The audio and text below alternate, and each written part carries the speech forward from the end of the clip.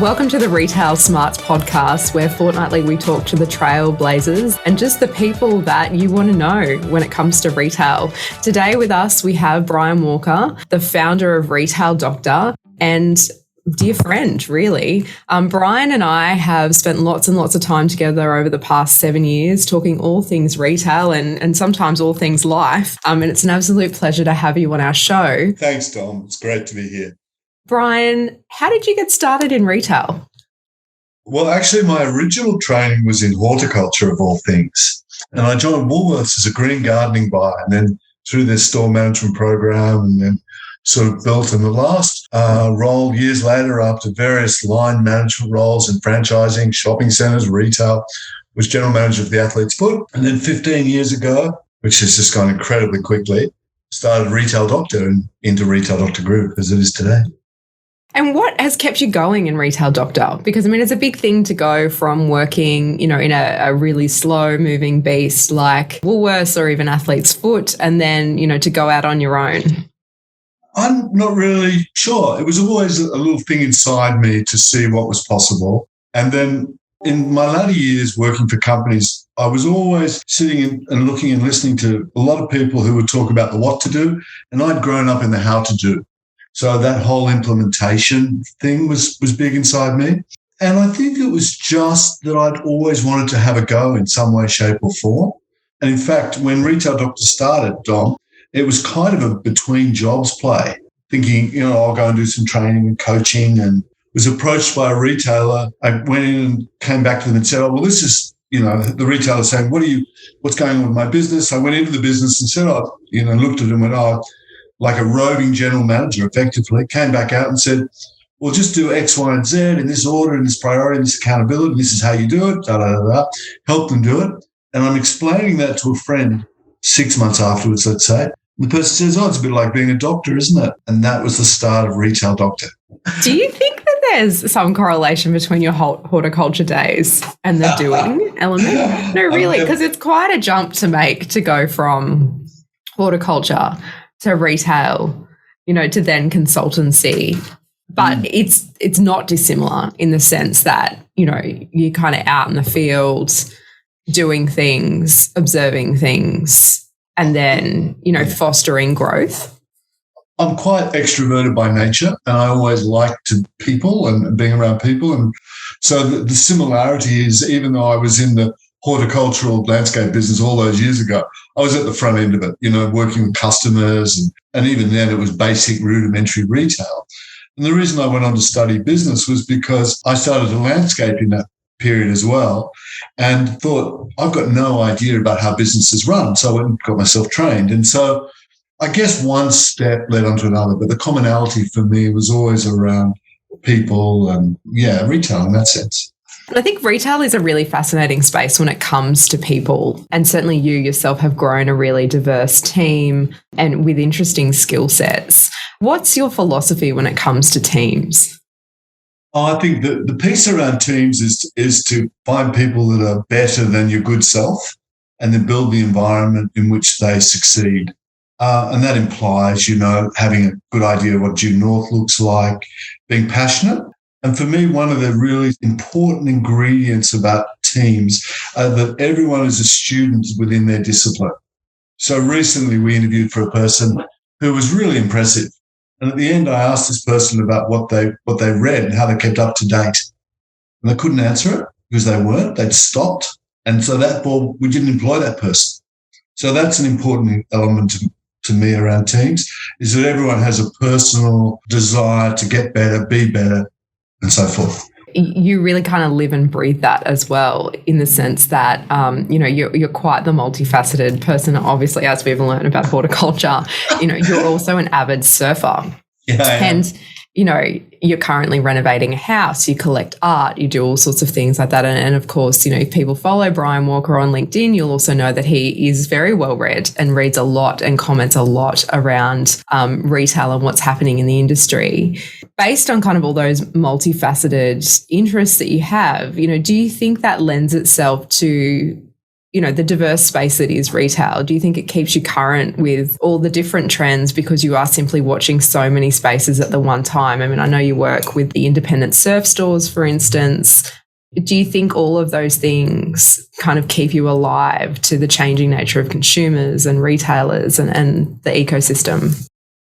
Yeah, I think the period of retail from the last 3 to 5 years is a gift because, as you touch on, Dom, the diversity, the role of technology, when starting in retail way back, we didn't really think about technology in that sense. The role of technology, the role of media, the role of retail, all the content just makes it fascinating because it is the intersection of consumers, technology, and you really see the way the landscape is shaping, not just for retail, for medicine, science, business, and so forth, law.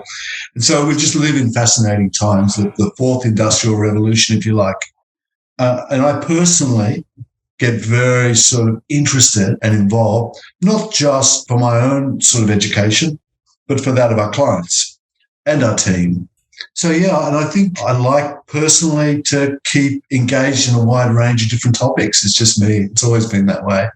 And what are your predictions for retail moving forward? Obviously, we spend lots of time obviously talking about, post-COVID and, before that we were talking about digital and kind of now that's definitely here and definitely here to stay and continue to grow.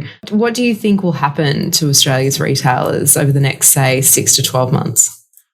Well, over the time of the next 6 to 12 months, I think you'll see much more focus on the brand as the brand grows. The channel by which consumers do business with retailers will become less channel agnostic, if you like. It'll be much more around this fully integrated retail ecosystem. And if that's the end goal, we are largely somewhere approaching base camp. Did I tell you I've trekked onto various mountains around the world? But anyway, it's another story. Have you? Really? Which ones have you done? I've done past base camp for up past South Coalface for Mt Everest, Kilimanjaro, stuff like that over the years. Really? Yeah. I love that as well. Anyway, sorry, just on this, because I'm really very interested because I find it fascinating that people that set themselves, almost impossible tasks in life. And I know that, we shouldn't view small business that way, but in a nutshell, you literally went out on your own, which can seem insurmountable, and yet still find time to train sufficiently to hike mountains around the world. I mean, where do you think all of that comes from? I've always had this piece inside me, which was about what's possible. So when I started Retail Doctor those years gone by, it was never about money. It was always about what's possible here. People would say to me, you can't build a replicable business from this base. You can't do this stuff. And it's kind of predictable, but for me, I always thought, given my relatively high regard for having a go and high regard for seeing what's possible, and I admire that in people. I admire in people the ones that say, I wonder what's possible here. And so would you call yourself a risk taker, though? Oh, probably. I probably have low regard for my personal risk in that sense, yeah. Part of your business, which is really fascinating, and, some of our listeners may be aware of this and they may not, is that your work involves limbic insights. Can you tell our listeners what limbic insights are? Yeah, sure. So I started with the license for this and working in this very rudimentary neuroscientific approach because I was interested to understand years ago what was driving strategy. And often businesses were writing this thing called strategy without the voice of the customer. And then I started through our Ebeltoft, our worldwide alliance of partners, to look at the work our German partners were doing. Limbic is simply consumer profiling, and it works on the neuroscientific perspective that 95% or thereabouts of our decision-making is influenced by our personality. And we have one core dominant personality in our lives, and we map that for consumers, and we play back to clients the emotional connection, if you like, of a consumer to a brand into a segmentation model. And we also do it for leadership teams, because I've also learned that when leadership teams embark on strategy, it's like running a marathon. Not everyone starts with the same level of passion, motivation, commitment, whilst they may appear to. There's the psychology of their limbic personality determines how they will approach it. And you often refer to yourself as the hunter when it comes to this kind of leadership profiling. I mean, does that involve risk? Like, is that part of the hunter's profile, or, how does it work? Yeah, so there's different segments according to, obviously, the responses to the limbic model. So I personally sit probably more in the adventure, what they call the adventurous space. And so that's exactly as you've described, likes a challenge, doesn't have a great high regard for risk. There's two elements for the sake of today. Now, so there you are, started my own business, haven't worried an awful lot about risk, like the challenge, and that's my profile. So people are marketing to me, for example, gamification, challenge, achievement, but it's not achievement for the sense of personal gratification. It's achievement for the sense of, well, that was cool. What's next?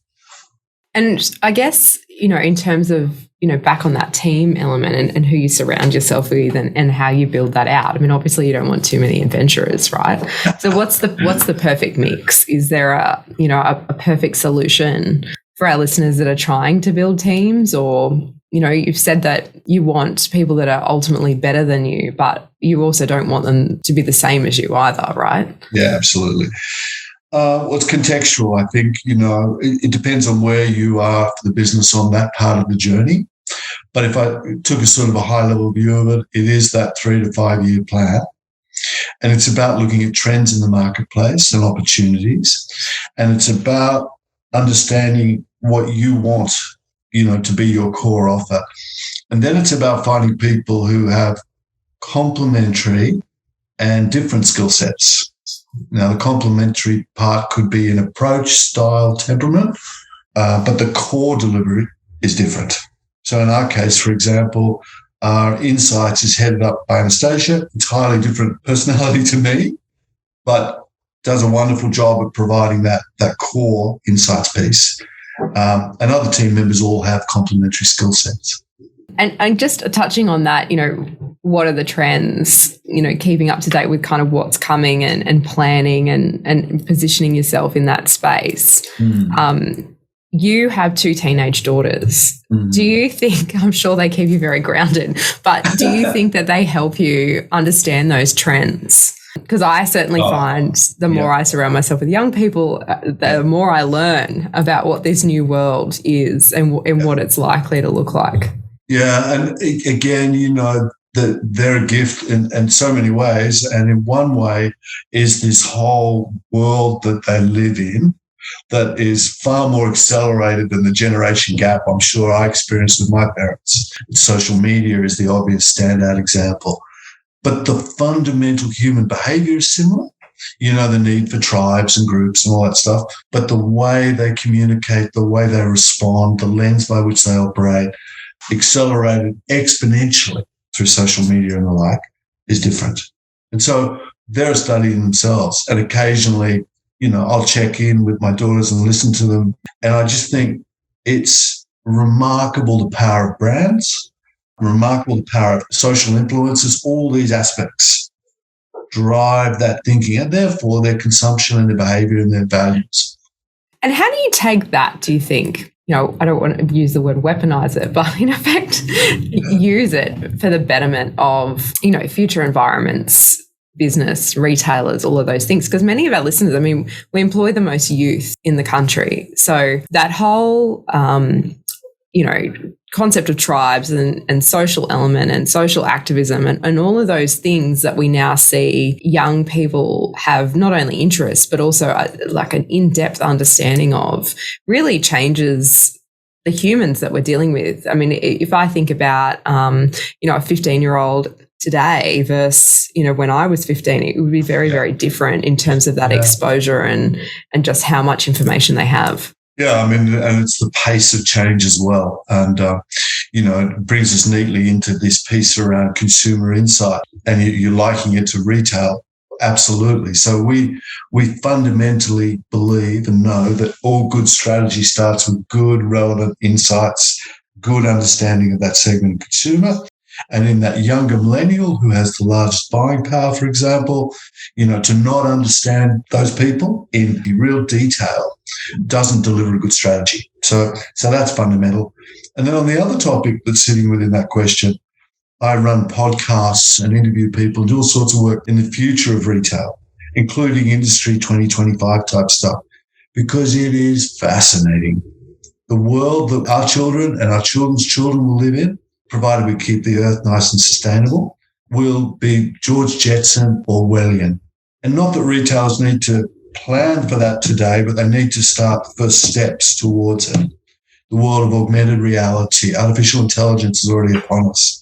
This idea of the differing realities that those generations will move into, aided by technology, the role of data.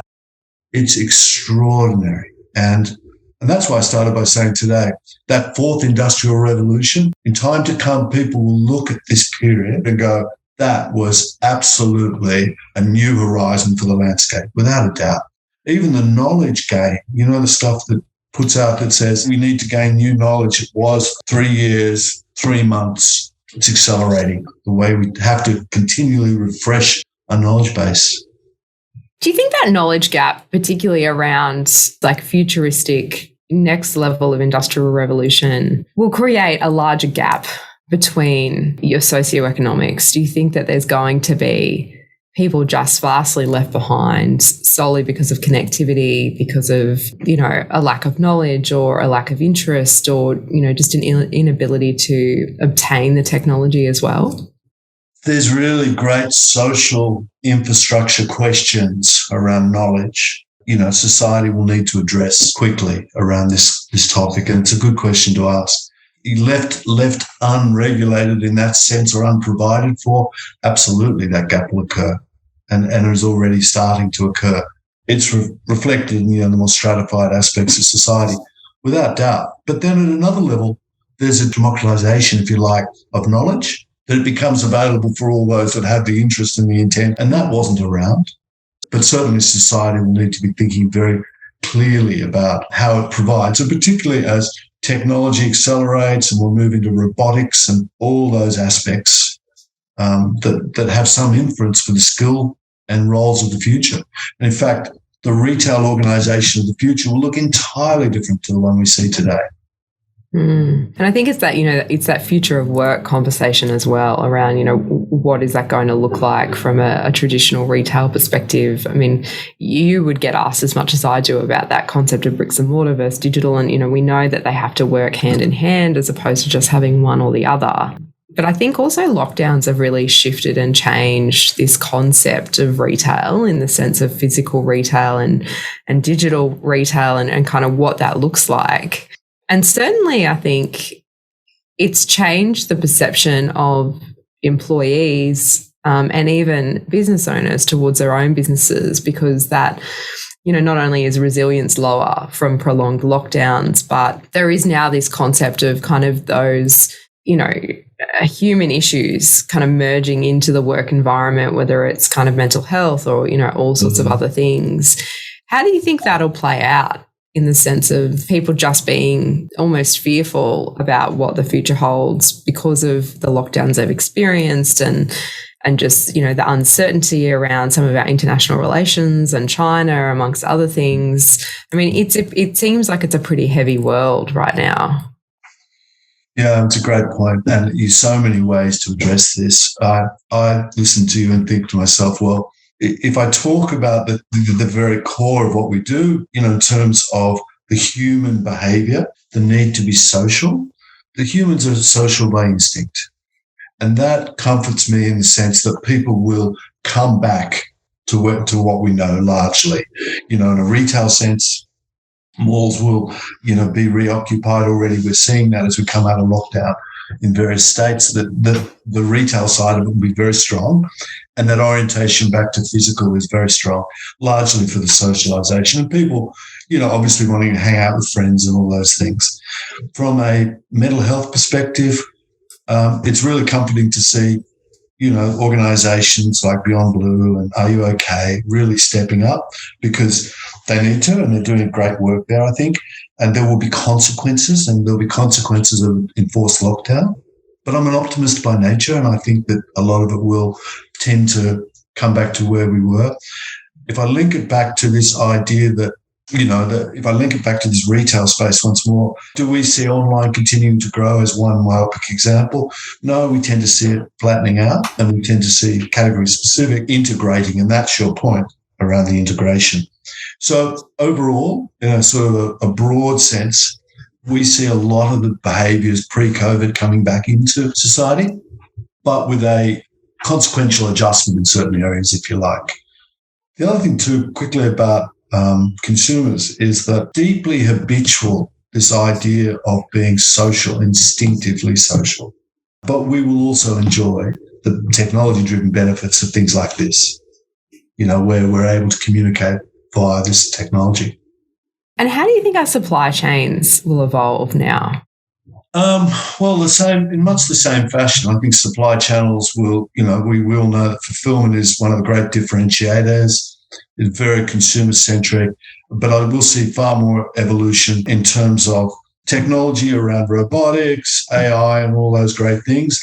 I think retailers will be not to perhaps put all their product sourcing in one basket. So hopefully we'll see, back a little bit more of a bounce back for localized manufacturers. But I certainly think that the idea that retail starts when the product arrives at a shop or into a distribution center and then is transferred to the customer, we'll think much more in terms of that full end-to-end, and so you'll see much more thinking around origin of price of the product. Sustainability will play a big part. Environmental issues play a big part. Fulfillment in a much faster, accelerated way. Speed is really the topic there. And then fulfillment ends when I physically have the product as a customer. So it'll start way back at the ethics of origin all the way through to consumer. And so retailers increasingly will need to be across that. I think one thing we've seen in the last 12 months back onto retail is the businesses that through good planning or whoever, who started to invest in their platforms, started to invest in their IT infrastructure, really, and started to see the world in this retail ecosystem, or fluid retail as we call it, and really thought through that, were much better positioned than those that didn't. It's really fascinating, I think, just because of, I feel like the acceleration of everything is there. It's like a perfect storm, whether it's digital, whether it's shoring up those supply chains, whether it's diversifying supply chains. It's very similar to diversifying how you're communicating with your consumer as well. It's almost as if it's all kind of hit at once because they all play into each other. But, very evident that obviously we work in an incredibly diverse space, especially when it comes to all of these topics that kind of dovetail into one realm, which is this, concept of the shop. And it's funny, I don't know if you were actually in attendance at Retail Global one year, but we had, there was a speaker called Bob Swartz, and he talked about this concept of merchants and how it's in people's blood as to whether or not you're a merchant or whether you're not. And that, I think, is very true. A merchant, no matter how many failings, whether they get up or whether they don't, will find a way to sell something or anything. And if it's in your blood, it's just, it's kind of there. And I think that, you are certainly the epitome of merchant, whether it is consulting or shoes or, whatever it is. And that's not to say that you're always selling something, but I think it's really evident in how much effort and knowledge you have about the space and how much time you take to ensure that you're informed. So thank you for joining us today. It's been a real pleasure hearing from you and just your insights about all things, whether it be culture or, hiking Mount Everest or Limbic insights. You are a very, very diverse professional, and we're very lucky at the National Retail Association to obviously work alongside you. So thank you for your time. Thanks for yours, Don. It was a pleasure. Love the questions, and look forward to the next phase.